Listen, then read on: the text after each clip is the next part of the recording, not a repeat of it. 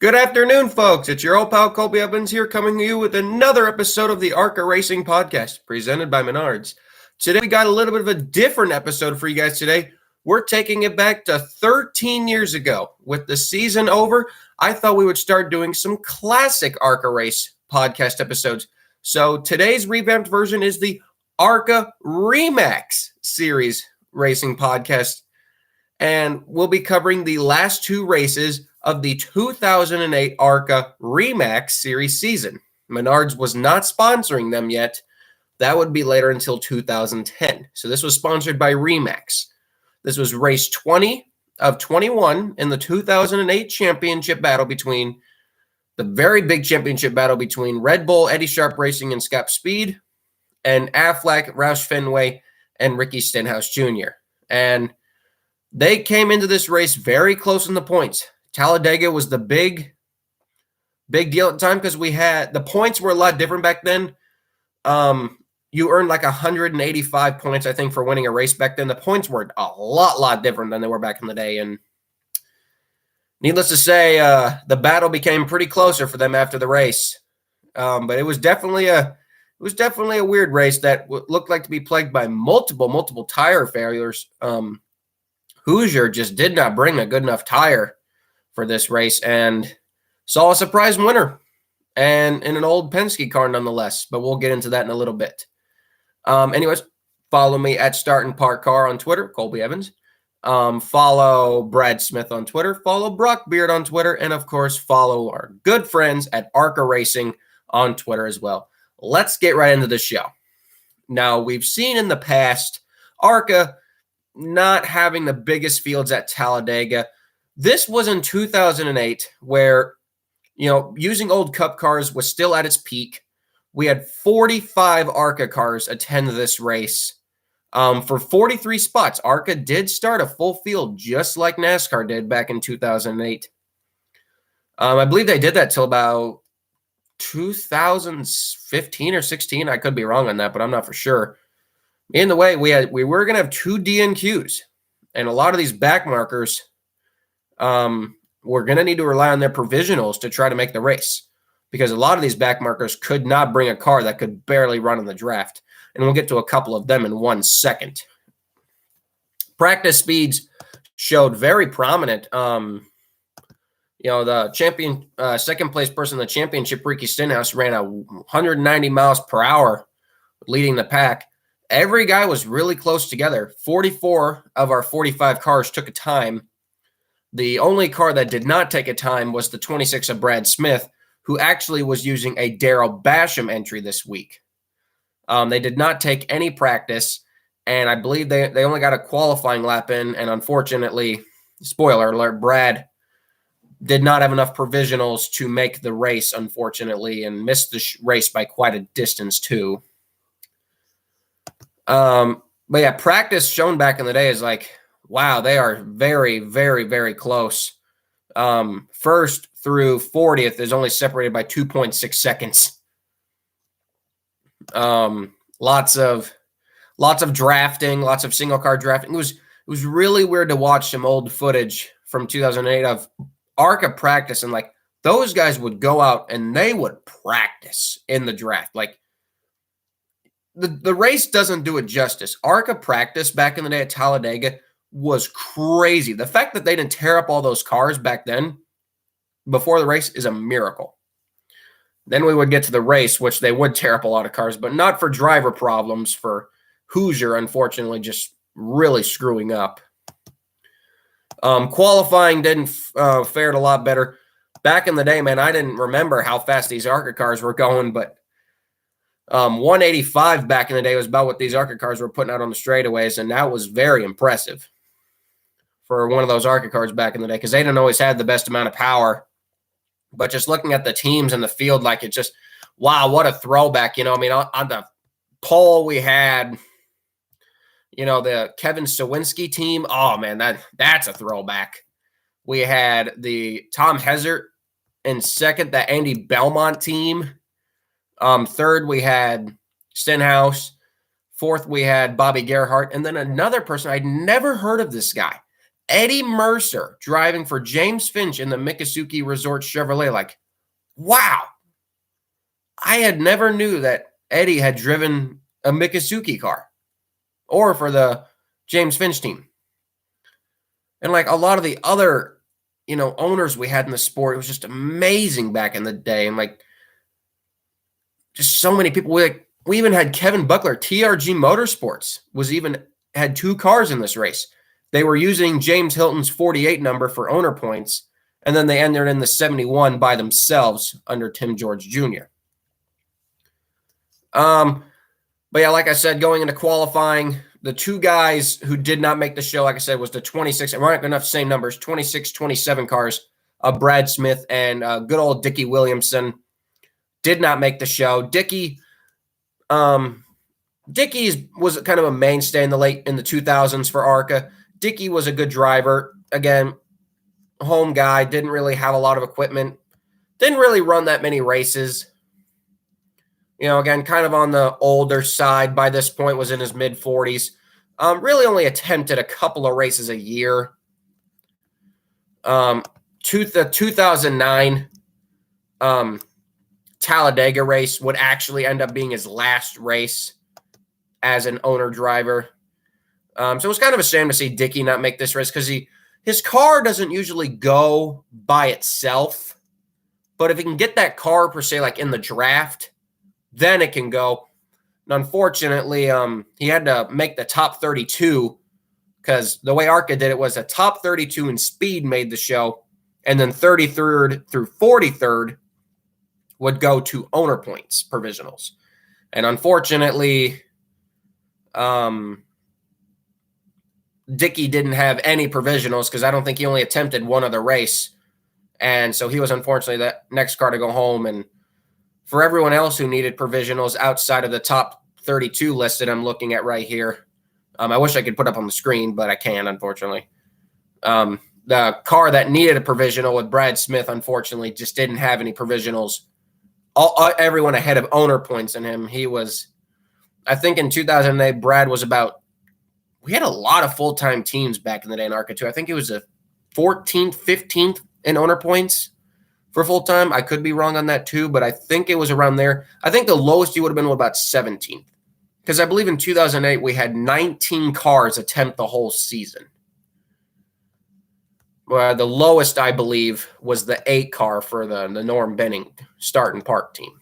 He was the lowest in owner points, despite running the entire season, or most of the entire season. So that left the final car on the grid, which being the 06 of Tim Mitchell. And the car that they actually ran might be a car that you guys have seen familiar on the pitlane.org. It's the green and black car. It was destroyed by Barry Fitzgerald in early 2010 or 2011. He flipped it at Daytona, but it was that same car.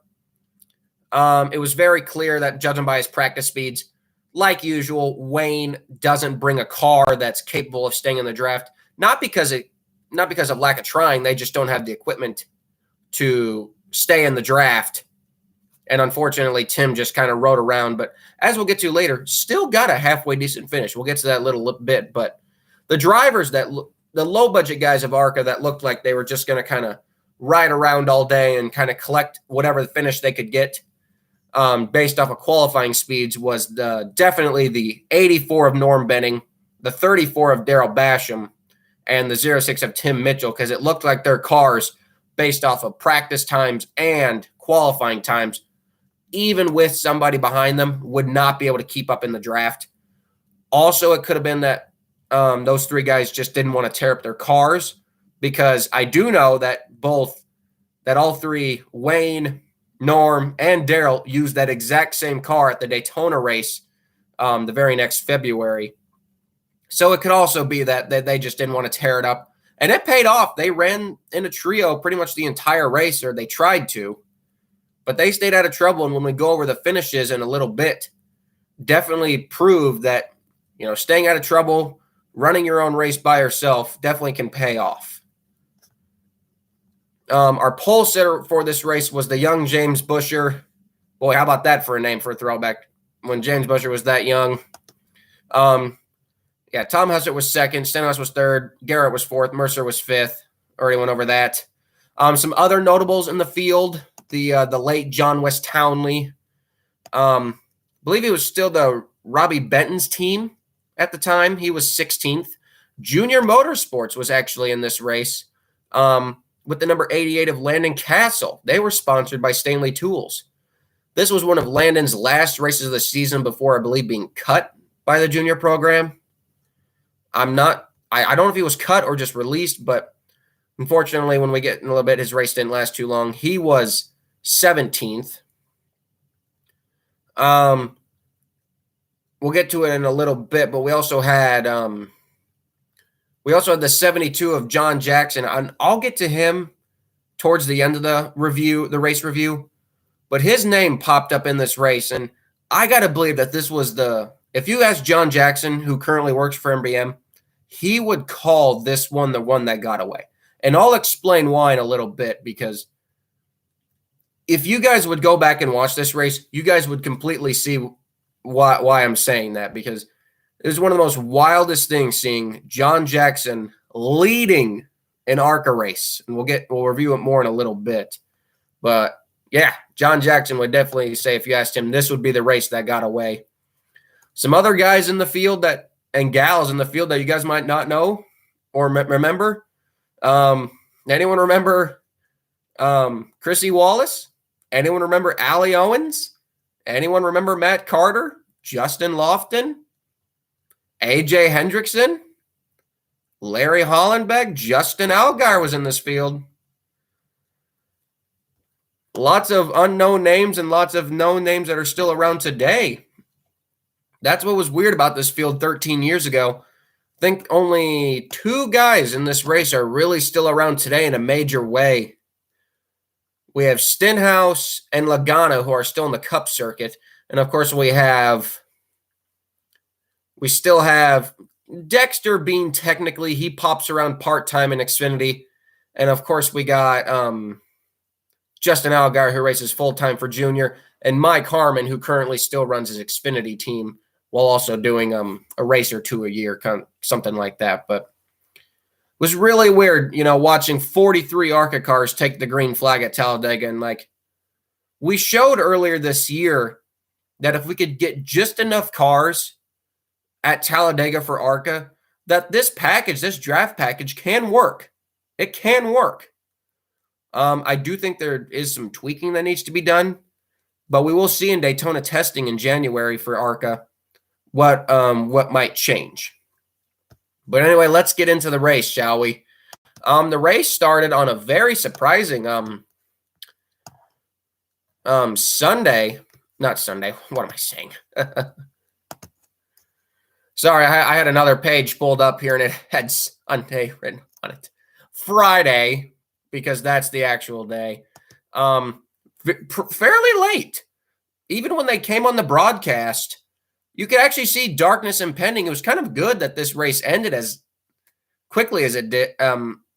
Race kind of ended despite still not being in darkness, because this race had a lot of caution flags. This race, it actually came to the point where, although ARCA is a series that ends under green flag racing no matter what, they made the decision that this would be one of the few times where, if needed, they would have ended the race under caution, because they were so close to darkness, they did not want to risk having to take a couple of laps to get the cars cleaned up and then have to re-rack them again and possibly tear up even more equipment. The one thing I did get from this race is, I understand, cleaning up messes can take some time. And it's another problem I still feel like kind of plagues ARCA to this day. Cautions are too long. When I get to the first crash here in a second, I'll explain why. On the initial start, poor James Busher on the initial start lost third gear. Very initial start, lost third gear. And he hit first, he hit second, then he hit, I think he had to go, then basically would have to go straight to fourth. And he dropped back to 19th within the first lap on the initial start, and that really jumbled up the front part of the field.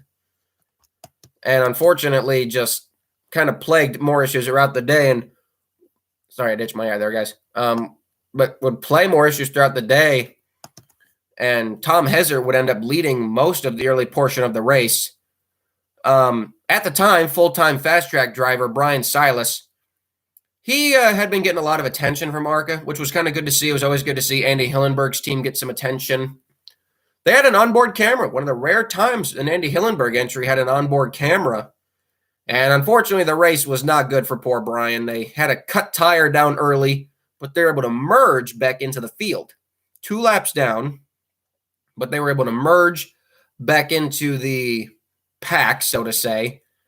And unfortunately, and then disaster struck, the first of many, many tire failures. The 25 of Brian Scott at the time, who was driving part-time for Venturini at the time, the tire exploded. The carcass came off, and the carcass itself hit multiple cars and damaged some. We'll get to that in a second, but it took out a lot of good cars. This was a crash that happened so early.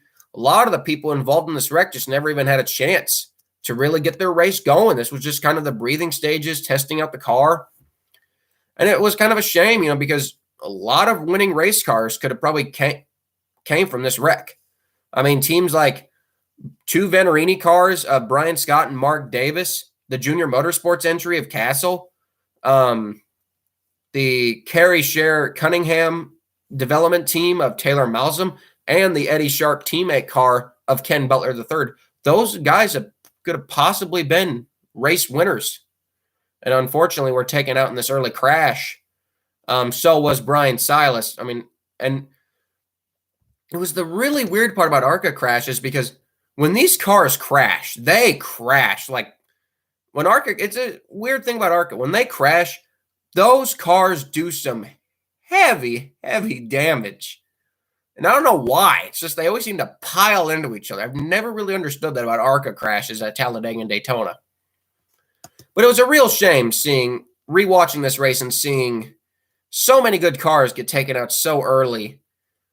But it was nobody's fault. Brian Scott did nothing wrong. He was holding his line in his own race, and just unfortunately the tire let go. And unfortunately, that would be the common theme throughout this entire race.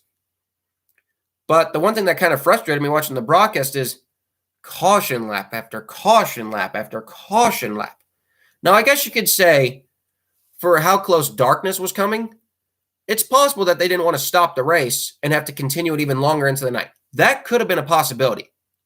But geez, 11 laps of caution. 11 laps.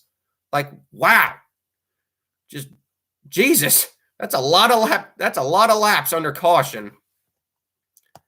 But this would not be the first of many tire failures in this race. They went just another 7 laps before the 0-1 of Justin Marks, the current owner of Trackhouse Racing, or one of the co-owners, for the Shigi Hattori team. Just goes to show you guys how long the Hattori Racing Enterprise has been around. They were just running comfortably in like 5th place, went into turn 3, boom, not a rear tire, but the right front tire blew. And we saw with Denny Hamlin in the Cup race that very same year, when you blow a tire at Talladega, man, the angle that they hit is just like, ooh, you just wince a little bit because you're like, wow, that's gotta hurt. And especially in those old steel body cars, I bet if we asked Justin today, he would say that hit hurt like hell, because I bet it did. I bet it did hurt like hell. But it was really weird seeing the Shigi Hattori ARCA team, because I'm like, wow, I didn't know I knew Shigi had an ARCA team, but I didn't know he had one dating back all the way to 2008. That was definitely cool to find out. Wish Shigi could have done more with that program, but unfortunately, I think the one thing that's always plagued the Shigi Hattori team is a sponsorship, so to say. But we also had another, famous driver in this race. We had Ricky Carmichael, who was making I believe this was his pro stock car debut. And this is what I loved about the ARCA series back in the days, because you had to get these guys approved to run trucks and, Xfinity races. on the big tracks, they would run ARCA. You would have these Cup, Xfinity, and Truck teams use ARCA teams to develop their drivers. And that's what I miss about today. You see that only a couple of times, like with Ty Gibbs and Haley Deegan. That's pretty much been it. I think the last one that really kind of developed through the ARCA series was Gilliland. But, I mean, he never really ran full-time. He just ran a lot of part-time races. Because I remember Todd Gilliland ever running full-time for the championship. I just remember Todd running a lot of K&N.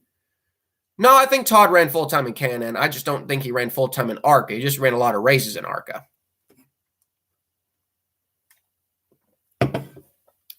Sorry. Excuse me there. Unfortunately, the race itself for Carmichael was not in the N2 Wells. We had our third tire failure in just 50 laps.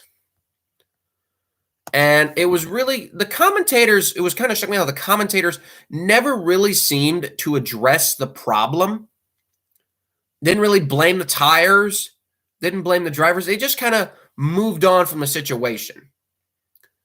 But it was very clear that when these tires went, they didn't just get like cut down.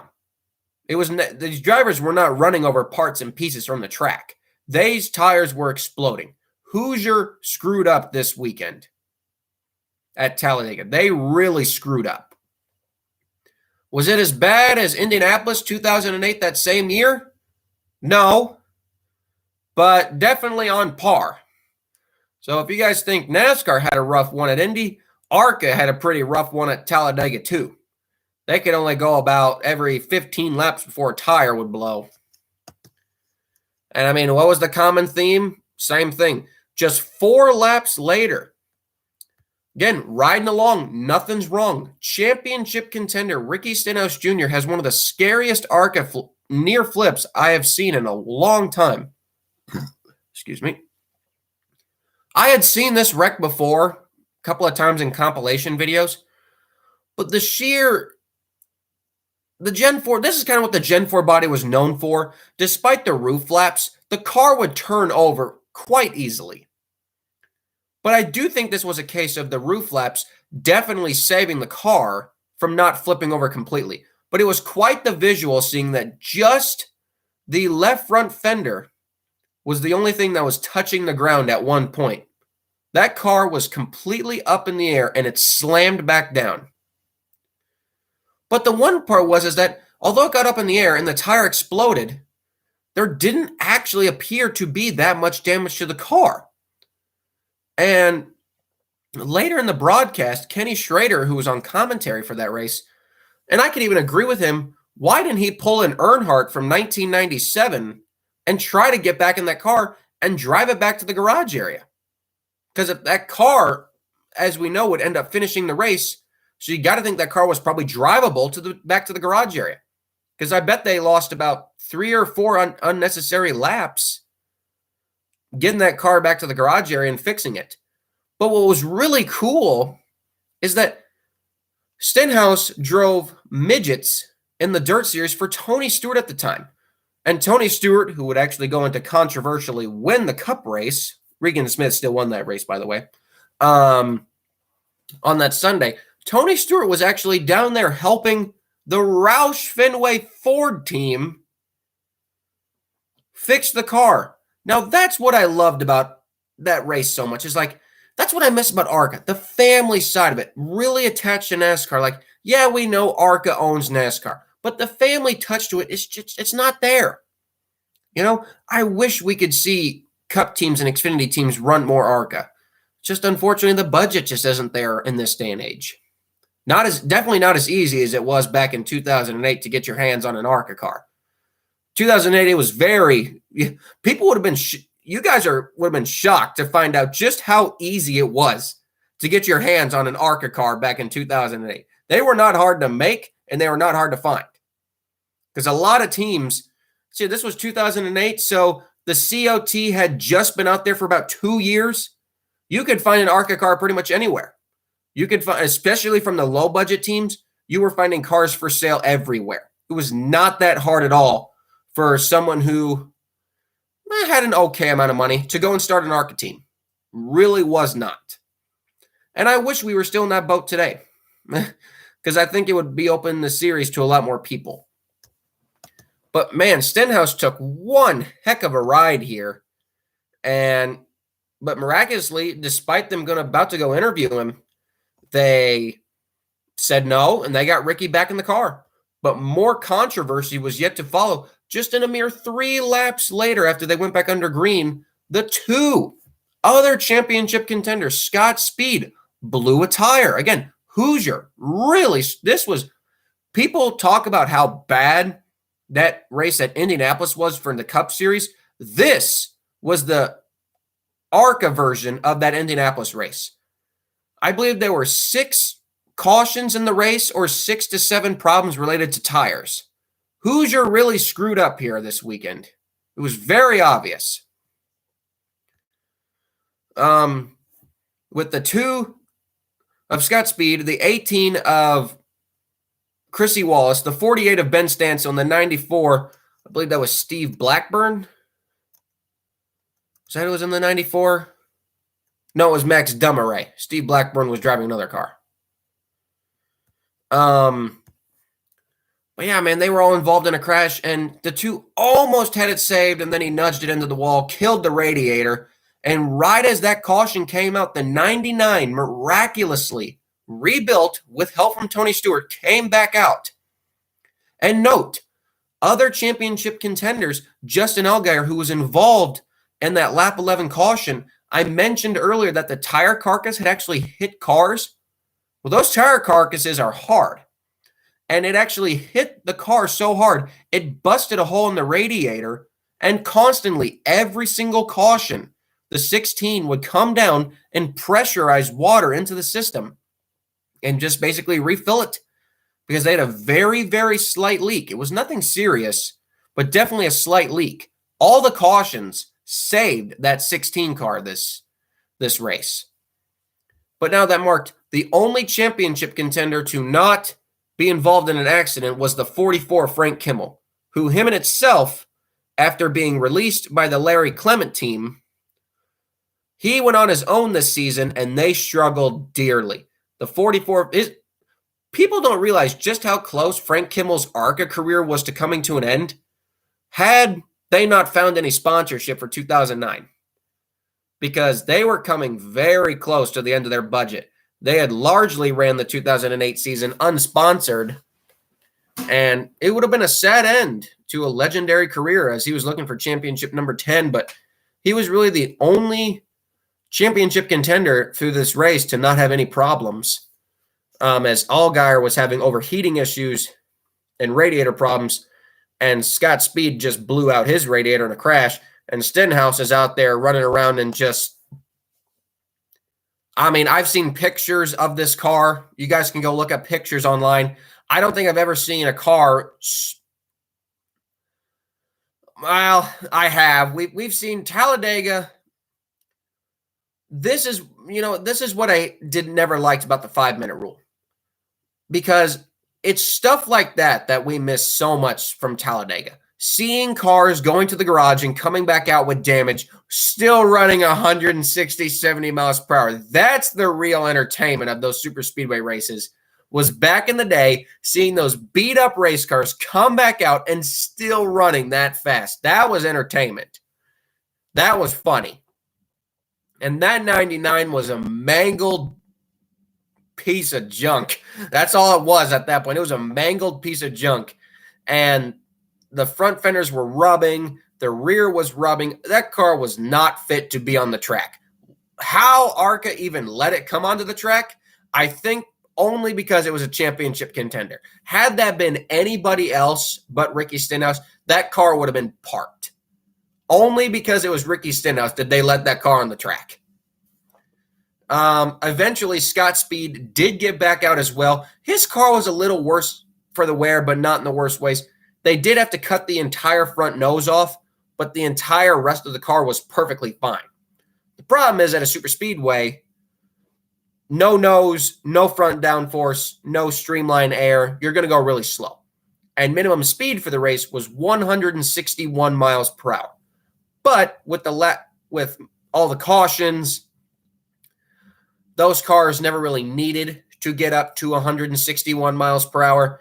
And even going during the race, the telemetry showed that Scott was pulling about 165, 166, and Stenhouse was pulling about 163. So that's still how fast they were going despite all their damage. But the race would still be plagued by even more tire problems. 4 laps later, and this is just, it's what I mentioned earlier in the show. The one that got away, the 72 of John Jackson, he had stayed out under a caution. They could go to the end of the race on fuel. Mario Gosselin was a gambler. This was just before he was going to take his truck team full-time. So I believe this was one of the last ARCA cars they had in their fleet. And, oh, it was a beast. John Jackson looked like a pro out there, leading laps, making great moves, and was holding his line great. They took the restart like nothing was wrong, ran a couple of laps, and then unfortunately, another tire failure, disaster struck, and the leader, John Jackson, with just a couple of laps to go, under 20 laps to go, wrecked in turn 4, took out himself, the Kenny Schrader machine, one of the TRG cars, and the second Andy Belmont entry. And that was a sad wreck to watch, honestly, because I'm a big Mario Gosselin fan. You know, I just hung out with John Jackson at Kansas a couple weeks ago. I love John Jackson. And that hurt. And I think if I were to talk to John about it today, he would definitely agree with me, being like, that was the one that got away. And I could believe that. It definitely was the one that got away. But yeah, that hurt to see. It really, really did. And by that point, you know, we had so many cars out of this field. Who I mentioned earlier, guys like Mike Harmon, guys like Norm Benning, Tim Mitchell, and Daryl Basham. And I'll even throw in Donnie Kelly if he was driving for Wayne Hickson. Those are the teams who have maybe 1 to 2 plate cars. That's it. And they use those plate cars at other tracks, so they can never afford to tear them up. And despite all the tire failures, they may have been running the whole race on one set. Maybe it was just because they weren't going as fast or pushing them as hard.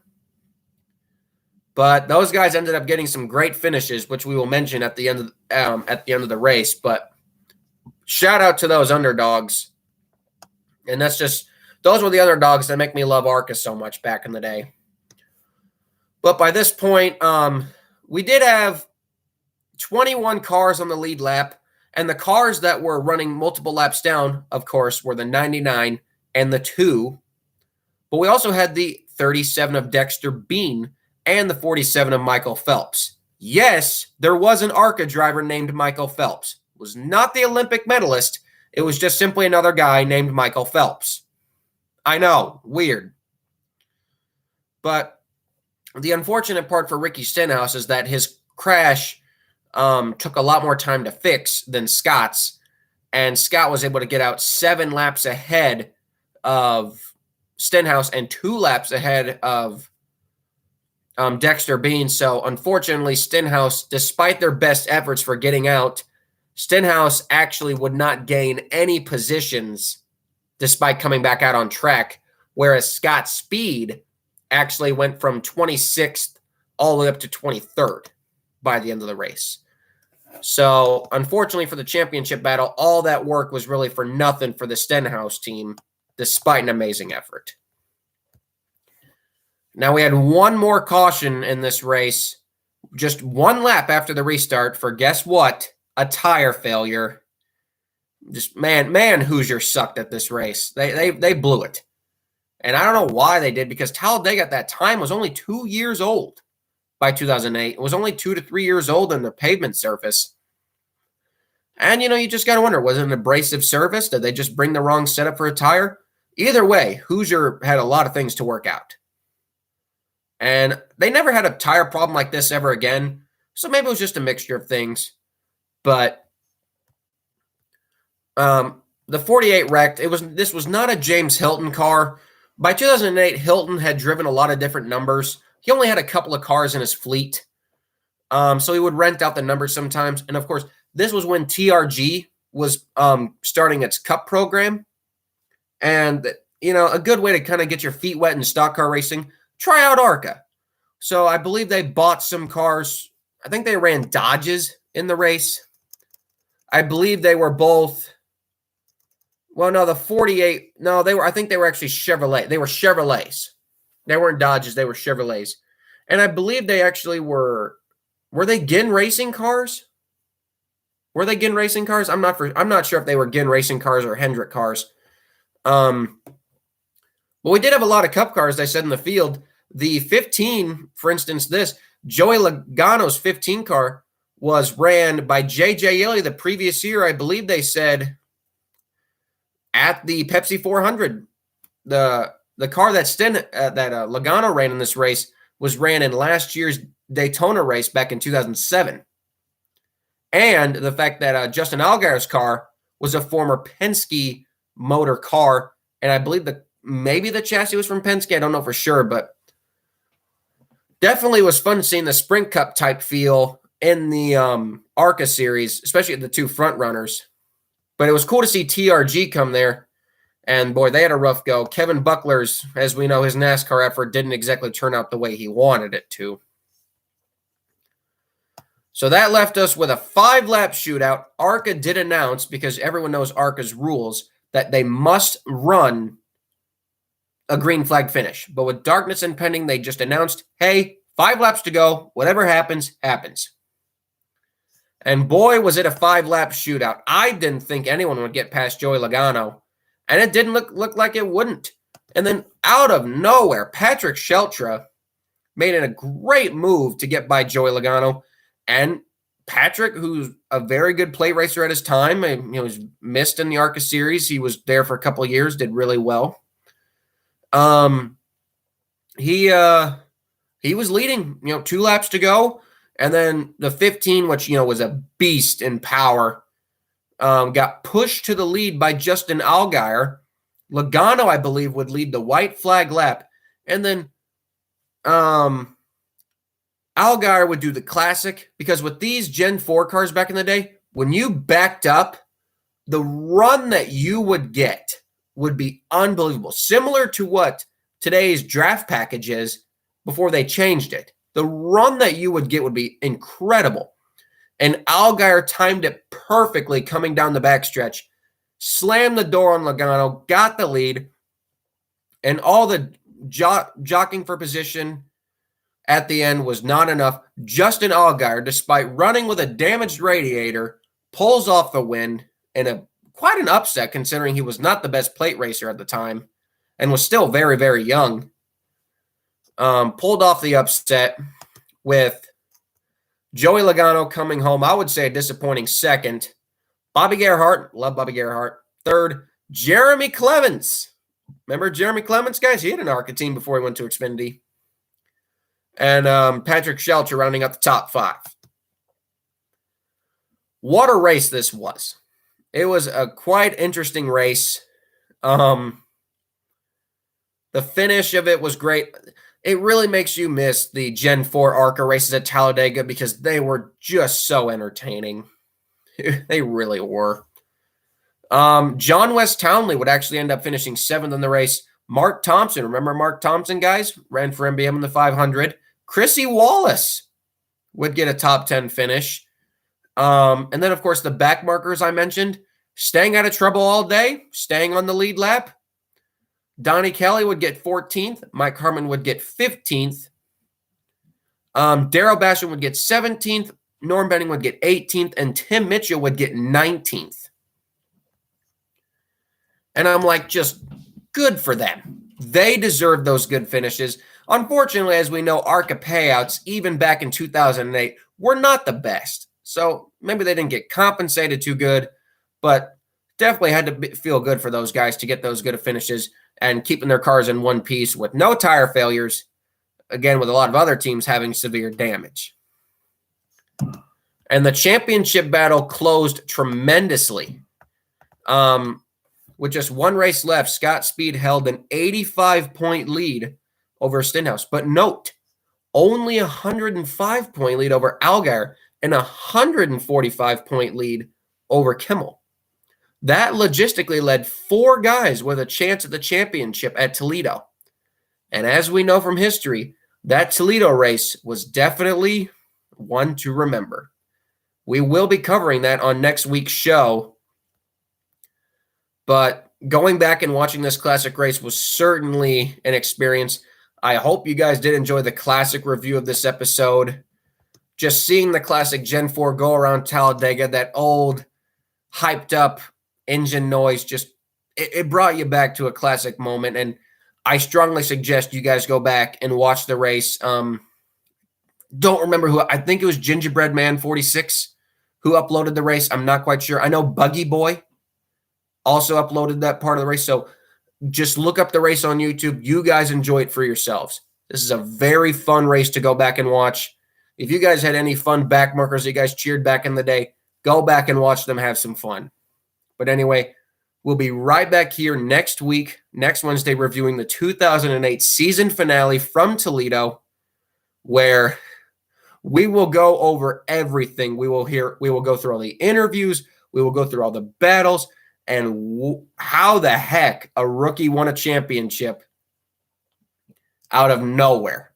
So I cannot wait for next week's show. I hope you guys enjoyed this classic ARCA Racing podcast, and you guys have a great rest of your night. So long, guys.